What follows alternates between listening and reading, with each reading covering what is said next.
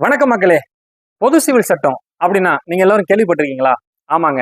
அப்படின்னா என்னன்னா, இந்தியாவில் திருமணம், விவாகரத்து, சொத்துரிமை, உணவு அப்படின்னு ஒரு மதத்தினருக்கும் ஒரு சமூகத்திற்கும் ஒரு தனித்த கோட்பாடு உண்டு. அதுக்குன்னு ஒரு தனி சட்டமுமே இருக்கு. இப்போ பொது சிவில் சட்டம் வந்தா என்ன ஆகும்னு தெரியுமா? பொது சிவில் சட்டம்னு ஒண்ணு வந்தா நாடெங்கும் ஒரே சட்டம். நீங்க எந்த மதத்தவரா இருந்தாலும் பிரச்சனை இல்லை, நீங்க எந்த சமூகமா இருந்தாலும் பிரச்சனை இல்லை, இங்க ஒரே சட்டம் தான் அப்படின்னு சொல்றாங்க.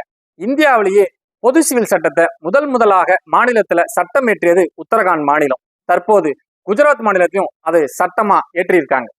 இப்போ இந்த பொது சிவில் சட்டத்தை பத்தி மக்கள் என்ன சொல்றாங்கன்னு ரெண்டு தரப்பா பேசுறாங்க. ஒரு தரப்பு பாத்தீங்கன்னா, இப்படி பொது சிவில் சட்டம் வந்தால் இது சமூக நீதிக்காகவும் சமத்துவத்திற்காகவும் எல்லோருக்கும் சம உரிமை கிடைக்கும்னு ஒரு தரப்பு பேசுது.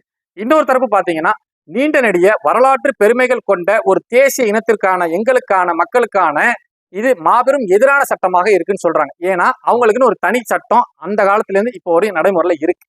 இப்படி இருக்கும் பொழுதுதான் இந்த பொது சிவில் சட்டம் நல்லதா கெட்டதா, இப்படிப்பட்ட தலைப்பு, இப்படிப்பட்ட விவாதம் தான் இந்தியா முழுக்க மக்கள் எழுப்பக்கூடிய மாபெரும் கேள்வியா இருக்கு.